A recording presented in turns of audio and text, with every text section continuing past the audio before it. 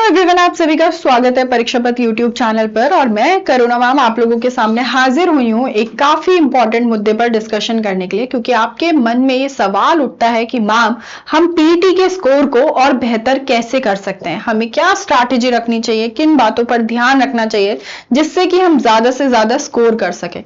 क्योंकि जब हम यूपी ट्रिपल एससी पीईटी की बात करते हैं तो आपके यूपी में जो भी एग्जाम्स हो रहे हैं उन एग्जाम्स में सबसे पहले शॉर्टलिस्ट किया जाता है पीईटी के आधार पर। लगभग 40,000 से ज्यादा वैकेंसी रिलीज की जाएंगी जहां पर पीईटी के बेसिस पर आपको शॉर्टलिस्ट किया जाएगा। तो ये आपके लिए बहुत इंपॉर्टेंट हो जाता है कि आप ज्यादा से ज्यादा यहां पर स्कोर कर सकें। अब 85 to 90% जो है अगर आप स्कोर कर रहे हैं तो भी आप बहुत सारे एग्जाम्स के में शॉर्टलिस्ट नहीं हो पाते हैं, इतनी हाई उसकी कट ऑफ जाती है। तो आपको अपना जो स्कोर रखना है वो मैक्सिमम टू मैक्सिमम रखना है। अब हम लोग बात करें कि ये यूपी के अंदर जो सबसे बड़ी भर्ती होती है वो पीईटी के थ्रू कराई जाती है, जहां कंपटीशन कम है लेकिन चांसेस ज्यादा होती हैं, क्योंकि बहुत सारी वैकेंसीज के लिए जो गेटवे है वो आपका यूपी ट्रिपल एससी पीईटी का ही है ना। यूपी ट्रिपल एससी पीईटी क्या है? गेटवे। अगर हम देखें तो 1 करोड़ फॉर्म भरे जाते हैं रेलवे और एसएससी के एग्जाम्स के लिए, जहां ऑल ओवर इंडिया इतना टॉप का कंपटीशन होता है कि 1 करोड़ फॉर्म भरे जा रहे हैं। लेकिन दूसरी तरफ हम लोग देखें तो यूपी में आप यूपी ट्रिपल एससी के लिए 17 से 18 लाख फॉर्म ही भरे जाते हैं। कहने को तो देखो ये भी नंबर ज्यादा है, लेकिन अगर मैं कंपैरिजन करूं आपके एसएससी और रेलवे की जॉब से तो आपके यूपी ट्रिपल एससी के लिए जो फॉर्म भरे जाते हैं वो 17 से 18 लाख भरे जाते हैं। अब कुछ यहाँ पे सीरियस कैंडिडेट होते हैं और हमारा कंपटीशन हमेशा उन सीरियस कैंडिडेट से होता है, क्योंकि जो सिर्फ मजे के लिए एग्जाम दे रहा है वो आप लोगों के लिए कोई टेंशन वाली बात ही नहीं है। और आपको सिर्फ इतना सोचना है कि यार हमें अपनी सिर्फ एक सीट पक्की करनी है और उस एक सीट के लिए हम कितनी मेहनत कर रहे हैं, आपको इस बात पर ध्यान देना है कि जो हमारी मेहनत है क्या वो हमें सफलता दिला पाएगी या नहीं दिला पाएगी, या हमें और मेहनत करने की जरूरत है। तो यहां पर पीईटी के थ्रू 40,000 से ज्यादा संभावित पद हैं जो वैकेंसी रिलीज की जाएगी, जैसे कि आपकी कुछ इंपॉर्टेंट वैकेंसीज जो आती हैं इसके थ्रू। लेखपाल लोअर पीसीएस की इसी बार आई, क्योंकि पहले लोअर पीसीएस यूपी पीसीएस के थ्रू कराया जाता था। 2019 के बाद वैकेंसी अब रिलीज कराई गई 2026 में, जहां बच्चों ने इस बात पर भी सवाल उठाया कि भाई इसे पीईटी के थ्रू नहीं होना चाहिए, लेकिन कुछ बदलाव नहीं हुआ, पीईटी के थ्रू बेसिस पर ही उसे शॉर्टलिस्ट भी करा जाएगा। वही सेम उन्होंने अपना क्राइटेरिया रखा है जो नोटिफिकेशन के टाइम पर रखा था, कोई बदलाव नहीं किया। आप चाहते हैं कि आप अपनी नौकरी अपनी ही स्टेट में रह के करें, अपने घर परिवार वालों के साथ करें, क्योंकि एक टाइम के बाद फैमिली बहुत इंपॉर्टेंट होती है। हाँ, होती है नहीं होती है। आप पूरा दिन घर से बाहर काम कर रहे हैं लेकिन रात को जाकर आपका परिवार आपके साथ है तो वही आपकी थकान उतार देता है। तो इसीलिए हम भी ये कोशिश करते हैं कि जो हमारी जॉब है वो फैमिली में के साथ रहकर ही कर पाए। वहीं पर हम थोड़ा बहुत एडजस्ट कर लेते हैं अपने सैलरी क्राइटेरिया में, लेकिन सैलरी भी एक बहुत बड़ा फैक्टर होता है आप किसी भी नौकरी की तरफ आपको मोटिवेट करता हो। अब सिर्फ एक राज्य की बात करें हम तो रेलवे एसएससी में 1 करोड़ की तुलना में केवल 17 से 18 लाख ही आवेदन होते हैं।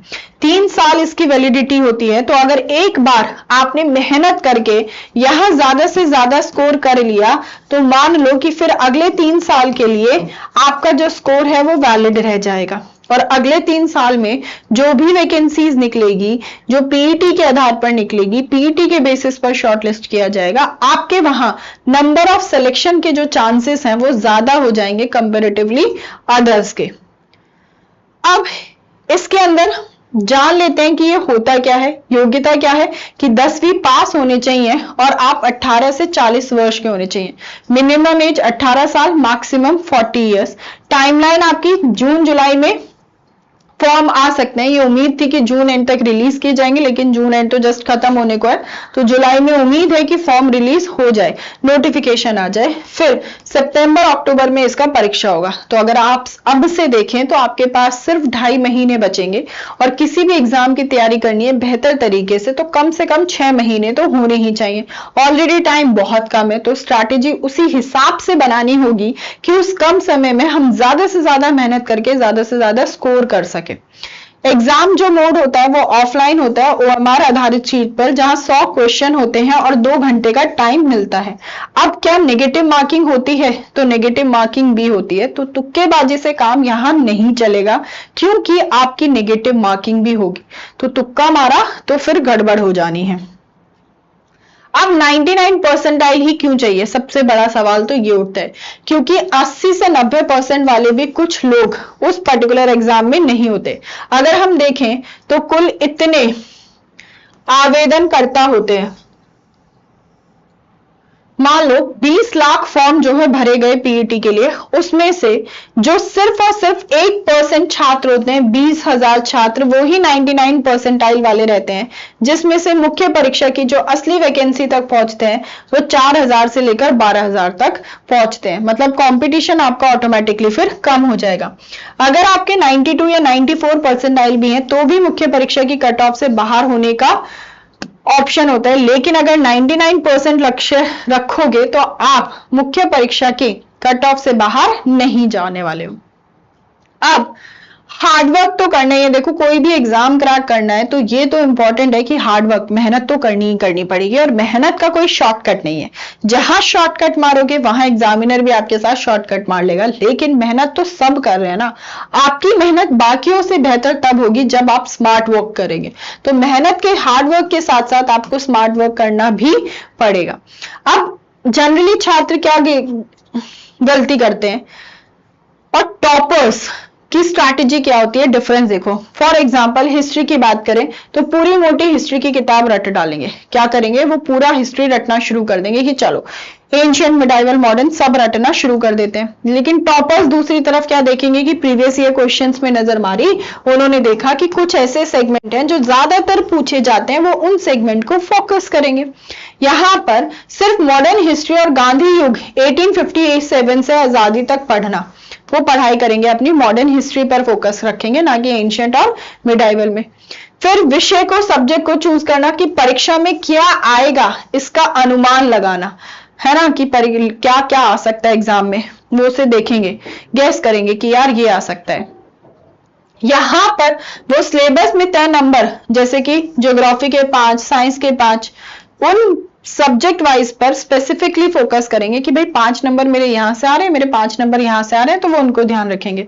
फिर यहाँ अंधाधुंध बिना दिशा के पढ़ाई करेंगे, बस पढ़े जा रहे हैं, पढ़े जा रहे हैं, पढ़े जा रहे हैं। ये देख ही नहीं रहे हैं कि जो वो पढ़ रहे हैं वो सही पढ़ रहे हैं, जो वो एनालाइज कर रहे हैं, टेस्ट दे रहे हैं या नहीं दे रहे हैं। यहाँ पिछले 6 सालों के प्रीवियस ईयर क्वेश्चंस का पैटर्न डिकोड करना। देखो, प्रीवियस ईयर क्वेश्चन किसी भी एग्जाम के लिए बहुत इंपॉर्टेंट होते हैं, क्योंकि उनकी हेल्प से आपको पता लगता है कि किस तरीके के क्वेश्चंस पूछे जा रहे हैं, क्या स्ट्रैटेजी फॉलो कर रहा है एग्जामिनर, किन किन बातों पर फोकस कर रहा है। तो वो एक एग्जाम पैटर्न का नजरिया हो जाता है कि भाई इस सब्जेक्ट में इस वाले सेक्शन से क्वेश्चन पूछे जाते हैं, तो ये सेक्शन तो हमें करना ही है, ये हम नहीं छोड़ सकते। तो एक इकलौती परीक्षा है जहां पेपर है ना, तो यहां पर उन्होंने बता दिए कि भाई इस सब्जेक्ट से फिक्स नंबर है, इतने रहेंगे ही रहेंगे। 50 नंबर का जैकपॉट, कम मेहनत और सबसे ज्यादा। अब 50 नंबर्स आपके हाथ में, टारगेट करो कि 50 में से 45 से 48 नंबर हर हाल में आपको लाने ही है, ये फिक्स है आपका। कैसे ला सकते हो आप, क्योंकि ग्राफ जो 20 मार्क्स का है, क्योंकि ग्राफ और तालिका ये एक इंपॉर्टेंट सेगमेंट होता है मैथ्स के कंपैरिजन में, तो इसीलिए आपका ये स्ट्रांग है, तो 20 नंबर आपके यहां से हैं। फिर अपठित गद्यांश, मुफ्त के नंबर, एक कहानी पढ़ो और उत्तर दो, 10 नंबर का आपका क्या आता है, गद्यांश। हम स्कूल में भी तो करते थे ये सीन पैसेजेस। गणित व रीजनिंग के 10 नंबर, एकदम बेसिक लेवल, जैसे कि एवरेज, परसेंटेज, ऐसे क्वेश्चन आने, बेसिक ही पढ़ना है, एसएससी लेवल तक नहीं जाना है। फिर सामान्य हिंदी व अंग्रेजी के 10 नंबर है, गिने चुने नियम है ना, ज्यादा कोई ग्रामर के क्वेश्चंस नहीं आने, उन पर आपको फोकस करना है। 5 नंबर की आपकी हिंदी, जिसमें सीक्रेट टॉपिक्स जो छुड़े हुए, पूरी व्याकरण मत छुओ। 4 टॉपिक पढ़ें, जैसे कि विलोम, पर्यायवाची, मुहावरे या संधि, इनको नहीं छोड़ना, क्योंकि पिछले 5 साल से 100% प्रश्न यहीं से आ रहे हैं, और 5 में से 4 नंबर आपके पक्के हो जाएंगे अगर आप इन टॉपिक्स को कंप्लीट कर लेते हैं तो। दूसरी बात, अगर अंग्रेजी की बात करें तो सबसे बड़ा घबराहट होती है यूपी के स्टूडेंट्स को, क्योंकि उन्होंने हिंदी मीडियम स्कूल से पढ़ा होता है, तो उन्हें इंग्लिश में वैसे ही डर रहे होते हैं, वो घबरा रहे होते हैं। तो यहां पर कोई बड़ी कोई ग्रामर बुक नहीं है जैसे एसएससी में पढ़नी होती है और आपको पढ़ना पड़ेगा। सिर्फ 30 नियम है, 30 रूल्स हैं, जहां 100 to 150 फिक्स वोकैब वाले हैं। 10 से 15 दिन में 5-5 का टारगेट, मतलब हर दिन का 50 वर्ड्स का वोकैब का टारगेट लेकर चलो तो 10 से 15 दिन में आप वो 100 से 150 वर्ड जो वोकैब के हैं आप उन्हें अच्छे से रट लेंगे, उन 30 रूल्स को अच्छे से याद कर लेंगे। अब जीएस का जो चक्रव्यूह, क्योंकि जीएस को लेकर बच्चे बहुत परेशान रहते हैं कि जीएस में कैसे पढ़े क्या पढ़े। अब जीएस के लिए करंट अफेयर्स है बहुत ही महत्वपूर्ण, ठीक है, चाहे आपके साइंस हो, स्टैटिक जीके हो, हिस्ट्री हो, ज्योग्राफी हो, तो जो भी पढ़ेंगे क्लास में ही 100% याद कर ले, उसे बाद के लिए ना छोड़ दें। करंट अफेयर्स 10 नंबर के, पिछले 8 से 10 महीने का टारगेट करना है आपको, ठीक है। 365 डेज का जो करंट अफेयर्स है वो 20 दिन में कवर करो आप। स्टैटिक जीके 10 अंक फिक्स टॉपिक है, ठीक है, क्लास में याद करने की कोशिश करो, बाद में रटना या झंझट नहीं करना पड़ेगा। इतिहास केवल पिछले 6 साल के प्रीवियस ईयर क्वेश्चन कर लो। इन बातों पर आपको फोकस करते हुए अपनी चीजों को कवर करना है। समझ आ गया आप लोगों को इतनी बात? तो आप अगर न्यू है, हमारे साथ पहली बार जुड़े हैं, तो चैनल को जरूर से सब्सक्राइब कर लेना बेटा, ठीक है।